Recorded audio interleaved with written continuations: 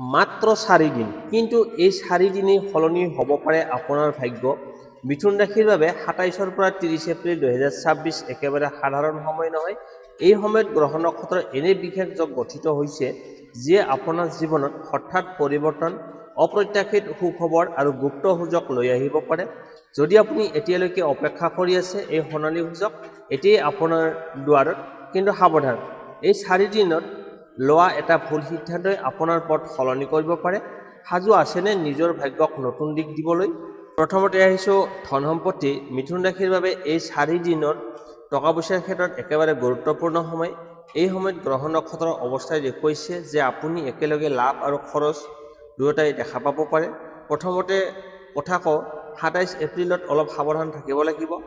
এই দিনটোত অপ্ৰয়োজনীয় খৰচ বাঢ়িব পাৰে। ঘৰুৱা কাম, চিকিৎসা বা হঠাৎ কিবা প্ৰয়োজনত টকা ওলাই যাব পাৰে। সেয়ে এই দিনটোত বাজেট কণ্ট্ৰল কৰাটো খুবেই প্ৰয়োজন। কিন্তু চিন্তা নকৰিব, 28 এপ্ৰিলৰ পৰা অৱস্থা লাহে লাহে সলনি হ'ব আৰম্ভ কৰিব। এই দিনটোত সৰু সৰু ধনৰ লাভৰ সুযোগ আহিব পাৰে। বিশেষকৈ যিসকলে ব্যৱসায় কৰে বা অনলাইন কাম কৰে তেওঁলোকৰ আনএক্সপেক্টেড প্ৰফিট পাব পাৰে। 29 এপ্ৰিলত ফাইনেন্সিয়েল ষ্টেবিলিটি দেখা যাব। এই দিনটোত আপুনি অনুভৱ কৰিব যে আগতে কৰা পৰিশ্ৰমৰ ফল লাহে লাহে আহিবলৈ আৰম্ভ কৰিছে। চেলাৰী, পে'মেণ্ট বা বাকী থকা টকা ঘূৰাই পোৱাৰ সম্ভাৱনা আছে। এতিয়া আহিল আটাইতকৈ গুৰুত্বপূৰ্ণ দিন, 30 এপ্ৰিল। এই দিনটোত হঠাৎ ধন লাভ বা নতুন ইনকাম চ'ৰ্চ বা লাভজনক সুযোগ আহিব পাৰে। কিন্তু মনত ৰাখিব, এই দিনটোত লোৱা সিদ্ধান্তই আপোনাৰ ভৱিষ্যত টকা পইচাৰ অৱস্থা নিৰ্ধাৰণ কৰিব পাৰে। সাৱধান, কি ল'ব লাগিব? কাকো অন্ধবিশ্বাস কৰি টকা নিদিব। নতুন ইনভেষ্টমেণ্টৰ আগতে ভালদৰে চিন্তা কৰক। লোন বা ধাৰ লোৱাৰ পৰা আঁতৰি থাকক। কি কৰিলে লাভ হ'ব? সেউজীয়া ৰঙৰ বস্তু ব্যৱহাৰ কৰক। বুধবাৰৰ দিন দান কৰক। বিশেষকৈ সৰু ল'ৰা ছোৱালীক কিবা দান কৰিলে ভাল ফল পাব। শেষৰ ক'ব পাৰি, এই 4টা দিন টকা পইচাৰ ক্ষেত্ৰত সুযোগ আহিবই, কিন্তু আপুনি কেনেকৈ মেনেজ কৰে সেইটো তাৰ ওপৰতেই আপোনাৰ নিৰ্ভৰ কৰিব। সাৱধানতা প্লাছ সঠিক সিদ্ধান্ত সমান ধন বৃদ্ধি। এতিয়া আহিছোঁ কৰ্মজীৱন। মিথুন ৰাশিৰ বাবে এই 4 দিন কৰ্মজীৱনত একেবাৰে গুৰুত্বপূৰ্ণ আৰু টাৰ্ণিং পইণ্ট হ'ব পাৰে। এই সময়ত আপুনি কৰা পৰিশ্ৰমৰ ফল পোৱা আৰম্ভ হ'ব, কিন্তু সৰু সৰু পৰীক্ষাও আহিব পাৰে। প্ৰথমতে 27 এপ্ৰিলৰ কথা কওঁ। এই দিনটোত কামৰ প্ৰেছাৰ বাঢ়িব পাৰে। বছ বা ছিনিয়ৰৰ পৰা এক্সপেকশ্যন বেছি থাকিব। আপুনি অলপ ষ্ট্ৰেছড অনুভৱ কৰিব পাৰে, কিন্তু এইটো আপোনাক পৰীক্ষা কৰাৰ সময়। যদি আপুনি ধৈৰ্য ধৰে তেন্তে আপুনি আগবাঢ়িব পাৰিব। 28 এপ্ৰিলৰ পৰা এনাৰ্জি সলনি হ'ব আৰম্ভ কৰিব। নতুন সুযোগ আহিব পাৰে। নতুন প্ৰজেক্ট বা দায়িত্ব পোৱাৰ সম্ভাৱনা আছে। যিসকলে চাকৰি বিচাৰি আছে, ইণ্টাৰভিউ কল বা পজিটিভ ৰেছপন্স আহিব পাৰে। 29 এপ্ৰিলত আপুনি নিজৰ কনফিডেন্সৰ বেছি ষ্ট্ৰং অনুভৱ কৰিব। আপোনাৰ কামৰ বাবে এপ্ৰিয়েকশ্যন পাব পাৰে। বছ বা ছিনিয়ৰৰ পৰা ভাল ফিডবেক পোৱাৰ সম্ভাৱনা আছে। এই দিনটোত আপুনি যিকোনো ইম্পৰ্টেণ্ট কথা বা আইডিয়া শ্বেয়াৰ কৰিব পাৰে। পজিটিভ ৰিজাল্ট পোৱাৰ সম্ভাৱনা বেছি আছে।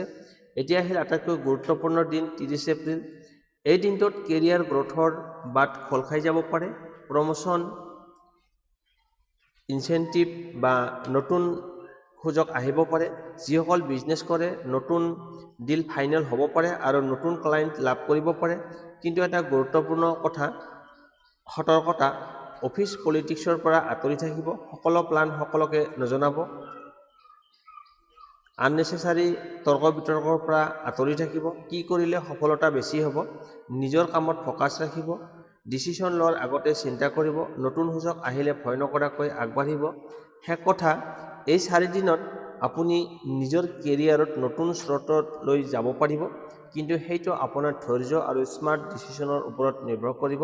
Hard work plus smart decision equal to career success. এতিয়া আহিছোঁ প্ৰেম আৰু দাম্পত্য জীৱন।